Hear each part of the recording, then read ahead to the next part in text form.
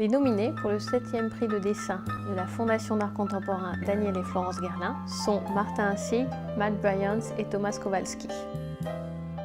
Martin Hsig est né en 1959 en Allemagne. Il vit et travaille aujourd'hui à Berlin et dans la banlieue berlinoise. Il a une formation classique, il a étudié les beaux-arts en Allemagne et il s'est formé également petit à l'église, à son insu peut-être, car il accompagnait ses parents durant la messe et il regardait beaucoup les scènes de la Passion du Christ. Donc il en a développé une attention particulière aux questions existentielles que sont la vie, la mort, l'amour, la maladie. Il représente beaucoup de corps sans tête afin que le spectateur s'y identifie. Il représente aussi des architectures telles que des cathédrales, des églises, des caveaux, sans que ce soit mortifère, car il y a aussi beaucoup d'humour dans son travail.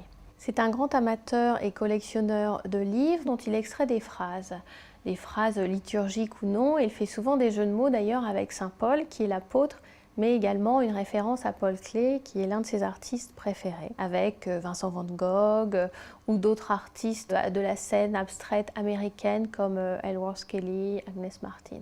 Il travaille différents supports, le fusain, l'aquarelle, la gouache, qu'il mêle toujours à de la cire.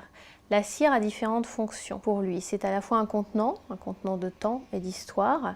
Ça lui permet d'apporter un rapport sensuel à ses dessins, tout en accentuant la luminosité des couleurs.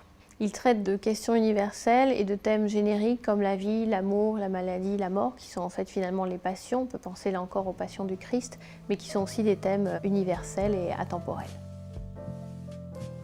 Matt Bryans est né en 1977 à Londres. Il vit et travaille aujourd'hui entre Londres et la Norvège. C'est un artiste qui s'intéresse beaucoup à la question de la mémoire et du souvenir, mais de manière très subtile. Il a été livreur de journaux quand il était petit, donc il en a gardé un rapport particulier avec ce médium qui est son support principal.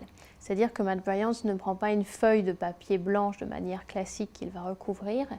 Il collecte des centaines et des centaines de journaux. Il choisit des images, il les découpe et il gomme la narration ou le détail qui peuvent entourer les personnages. De là surgit des figures fantomatiques qui peuvent regarder le spectateur de manière très interrogative. Il développe deux parties dans son travail, celle qui est plutôt liée à l'humain et aux figures fantomatiques, et une partie qui est plus liée au paysage. Il s'intéresse également aux questions urbanistiques et environnementales, là encore de manière très subtile et indirecte. Il développe à la fois un travail conceptuel et voluptueux. Conceptuel dans le sens que, par exemple pour le paysage, il ne s'intéresse pas à ce que le spectateur reconnaisse tel ou tel paysage, c'est plutôt un jeu sur les formes, les lignes, les angles et les perspectives. Voluptueux dans le sens qu'il est très attaché au support papier. Il note que c'est un support qui réchauffe, qui étouffe les bruits, et c'est aussi lié évidemment à son expérience de livreur de journaux quand il était enfant. Il a commencé par installer des figures fantomatiques multiples sur les murs des galeries et des musées. Il est passé ensuite au paysage et les installations se développent de plus en plus. Donc on peut se poser la question de la limite de l'œuvre. Où ira-t-il vers des installations de plus en plus grandes ?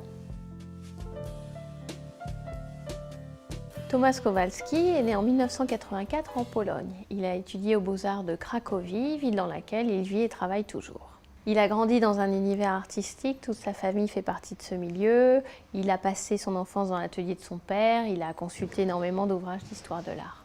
Thomas Kowalski se réfère de manière plus ou moins directe à des artistes de la nouvelle objectivité, comme Georges Grosz ou Otto Dix, mais aussi à des artistes plus anciens, comme Jérôme Bosch ou les Bruegel.